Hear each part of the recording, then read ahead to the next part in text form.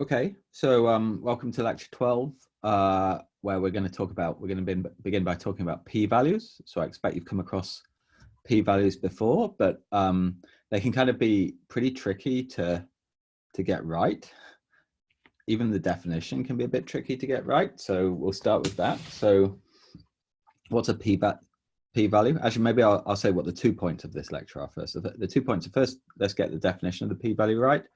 And then the second is that it can be hard to interpret or calibrate a p-value. That is, it's hard to say what value of a p-value, how small a p-value do you need to say, to say that you've got evidence against a null hypothesis you're trying to reject. So that's actually kind of hard, even if you've been taught in the past, for example, that 0.05 is evidence against a null.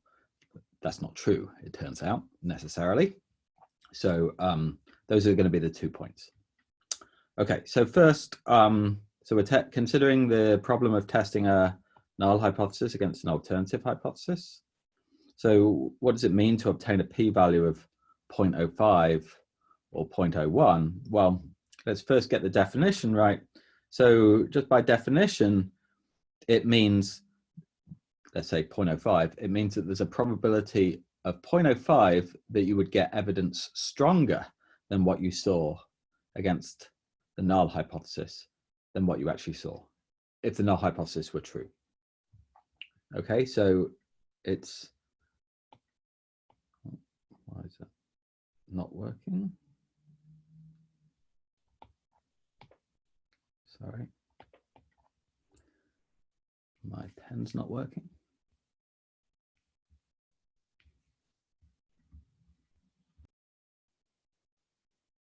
So we've got that the probability you see evidence stronger than T against the null, given the null is true. Okay, so T here, so this is the p-value. And I'm going to give a caveat in a minute. But so T here is the data that you saw. Let's say it's a test statistic. That's why I'm using T.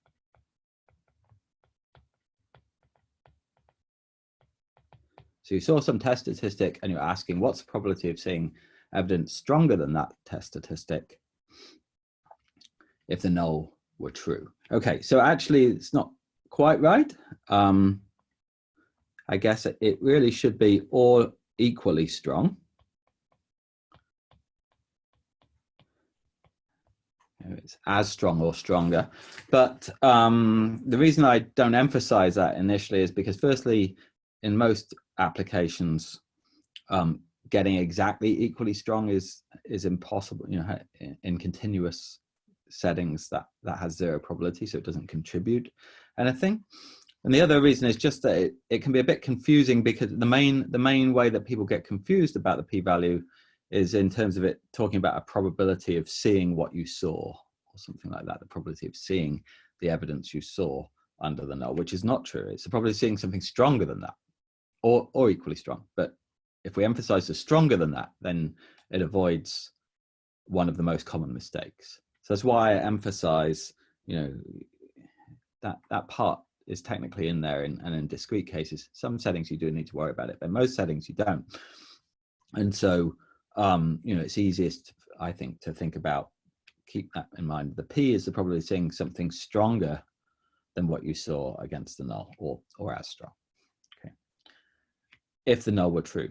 So what it's a statement about, and this is why it's kind of tricky to interpret, is if you repeatedly did your experiment that you did, and the null hypothesis were true, what's the probability of seeing something stronger than you actually saw? It's kind of a bit of a roundabout interpretation. So now the next question is, well, if we see p equals 0.05, then is that evidence against the null?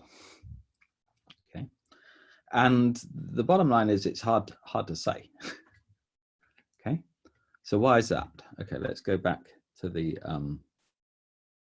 So in general, it's perfectly possible to have p-values of any value that are actually supporting the null. So there's an example here, I guess.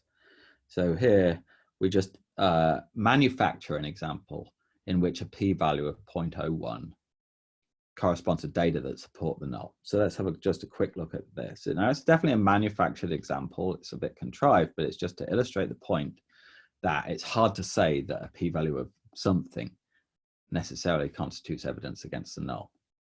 So it's a contrived example where there are only 3 possible outcomes of an experiment. That's x is 1, 2, or 3.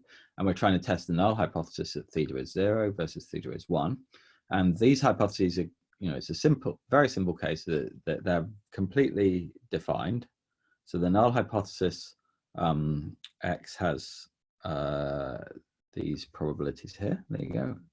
So if under the null hypothesis, we see 1 very rarely, 2 very rarely, we almost always see 3 under the null hypothesis. And under the alternative hypothesis, 1 is very common, 2 is rare, very rare, and 3 never occurs. Okay, so, and now the question is, well, what's the p-value for x equals 2, let's say? What's the p-value for x equals 2? Well, the strongest evidence against the null is this one here, right? And the weakest evidence against the null is this one here. So this one's the intermediate evidence against the null out of the 3 possibilities.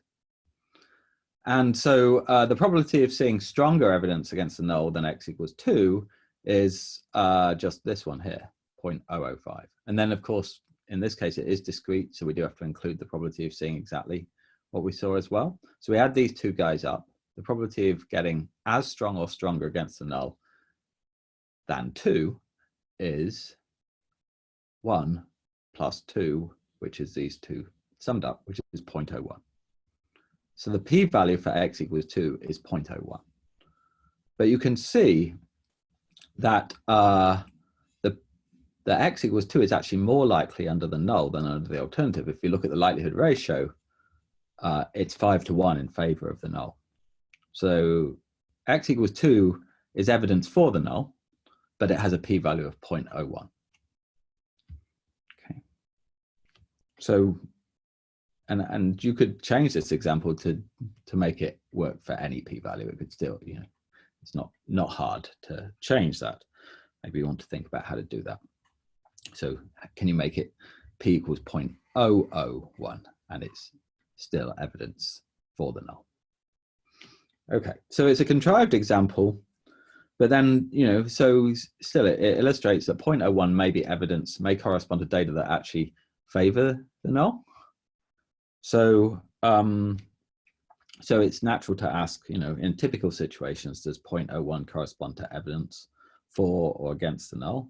And of course, the answer is it depends, and that's what we're going to talk about in the next lecture.